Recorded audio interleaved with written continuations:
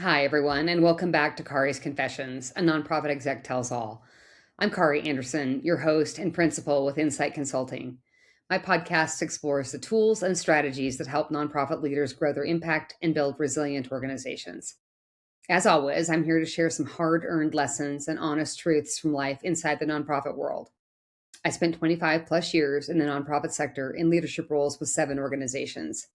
Now, I provide coaching and consulting services to ensure that nonprofits like yours have the structure, systems, and practices to do your best work. So, wherever I go, I continue to hear that nonprofit execs need a space to gather, to receive tools, feedback, and advice that encourages them to stay the course. It doesn't matter if you're in a village of 182 or a metropolis of millions, nonprofit work is both gratifying and lonely. I'm here to make sure that you have a chance to breathe, laugh, smirk, and get excited again about the important work that you do. So today's confession is one I've lived. More than once, I've been in the seat where the spreadsheet balanced, and yet somehow we were panicked about cash by March, or freezing hiring in October, or burning out staff while quietly wondering why the numbers never matched reality. So today I want to talk to you about why nonprofit budgets break even when everyone has good intentions. And a spoiler alert, most nonprofit budget problems are not caused by bad math. They're caused by assumptions nobody wrote down, timing nobody modeled, and conversations that never quite happened. If you're an executive director, finance manager, program director, or board treasurer at a small to mid-sized nonprofit, especially if you're doing real finance while also doing 3 other jobs, this episode is for you because 2026 is not a neutral year. Funding is tighter, costs are higher, restricted funding is more common than ever, owner behavior is volatile.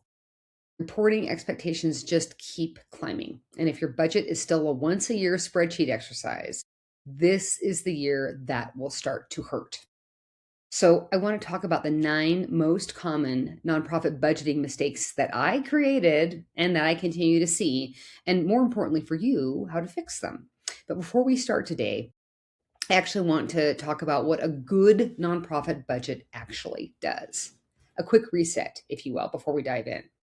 A good nonprofit budget is not just a list of expenses, it's a decision making tool. It aligns mission, strategy, and cash reality.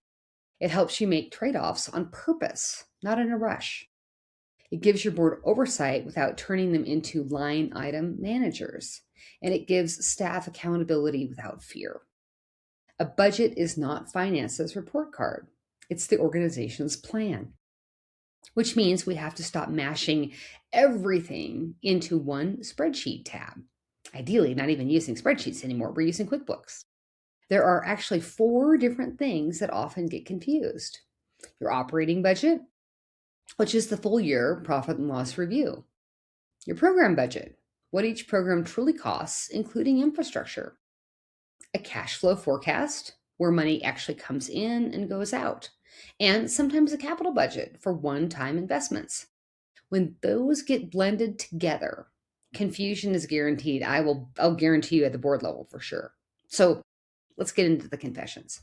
So mistake 1, treating last year's budget as the default. Ah, yes, the classic. I did it. Copy, paste, add 3%, call it a day. Rinse, repeat. I get why this happens.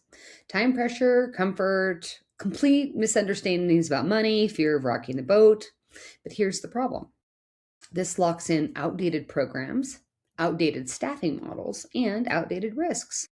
If 2026 is different than 2025, and people, it is, your budget should reflect that. What's the fix? I call this rebuild the story budgeting. Start with what you're actually trying to do in 2026. Then cost that. Practically, this means identifying your 3 to 5, not 7 to 12, real budget drivers, things like headcount and compensation, rent and occupancy, major funding inputs, fundraising pipeline assumptions, technology and compliance costs. Write those assumptions down on one page, then build your budget from there. Because your spreadsheet can be right and your plan can still be wrong. Mine was. So, mistake number 2, confusing restricted revenue with spendable money. I see this all the time, and nothing makes grant funders more angry. So, a grant gets awarded for program A, and suddenly it's being mentally used to cover rent, admin salaries, or an unrelated gap.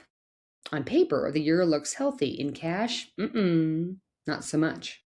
So, why does this hurt? Cash crunches, compliance risk, absolutely.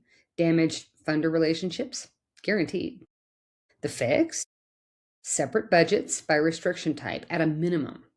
Unrestricted, temporarily restricted, program restricted. And if a grant is reimbursable, treat it like a receivable that shows up later, not cash you already have. You don't need fancy software, you do need discipline. Once you track restricted balances monthly, the confusion starts to disappear. Mistake 3, under budgeting true program costs. Let's just say it.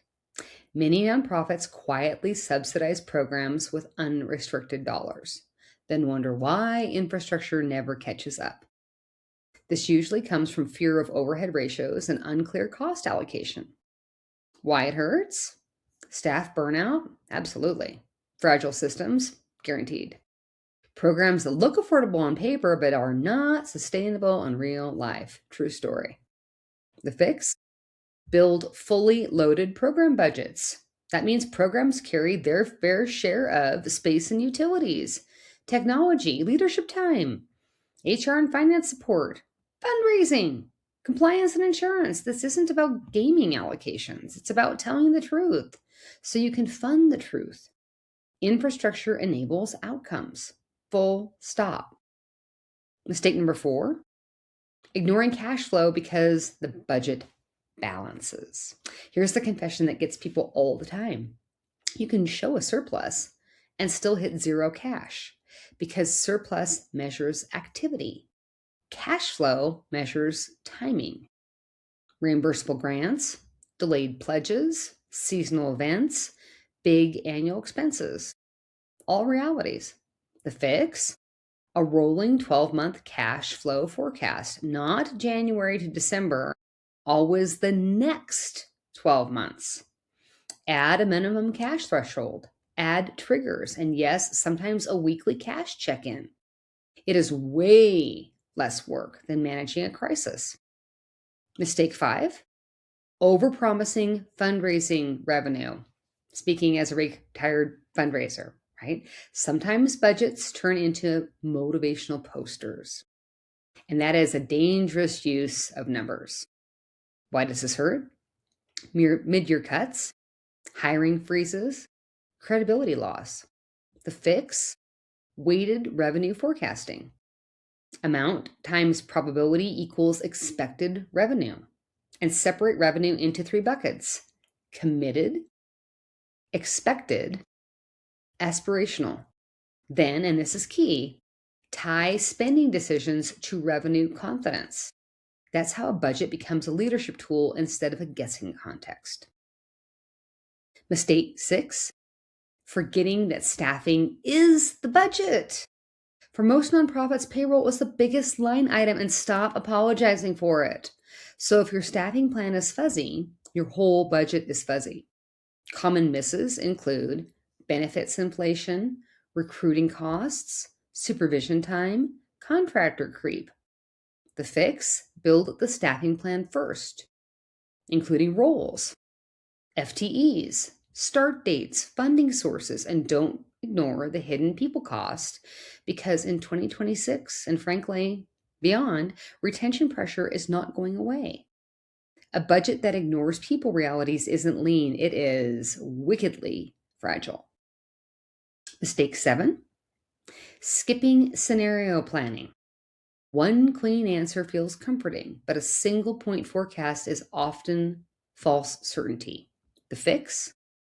3 scenarios: base, lean, and growth, with triggers and actions, not vibes. Actual decisions you've already agreed to. This one practice alone can save you months of reactive pain. Mistake 8, not reviewing performance monthly. If finance is the only one looking at numbers, or worse, your board treasurer is the only person looking at numbers, finance becomes the no department. The fix?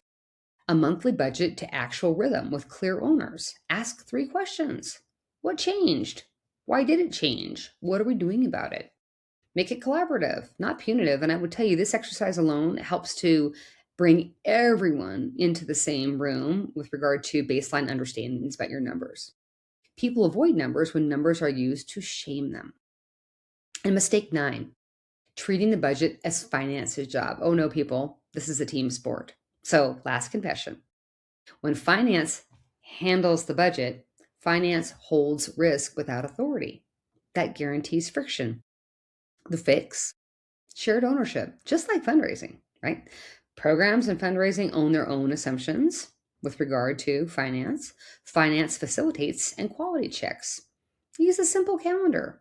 Run short budget workshops to help bring folks up to speed. Align assumptions early. If everyone agrees on the assumptions, then numbers come together faster. So I want you to be able to build a budget that protects your mission. And here's the good news. Budget problems are predictable, and predictable means fixable. If you do nothing else, pick 2 fixes to implement this month. My favorite starting combo: a rolling cash forecast and a weighted revenue model. Put a monthly review meeting on the calendar. Keep it simple. Treat budgeting like a team sport, because it is. Because a calm, confident budget gives your team permission to focus on impact instead of living in a constant financial firefight. And that's today's confession. If this episode hits close to home, you're not alone and you are not failing. You are just ready for a better way. Thanks for joining me today. And if you found this episode helpful, share it with a colleague or board member. Make sure to follow me on your favorite streaming platforms. And for additional resources and tools, follow me on LinkedIn. You can also check out my website at inciteconsultinggroup.com. Until next time, have a great week.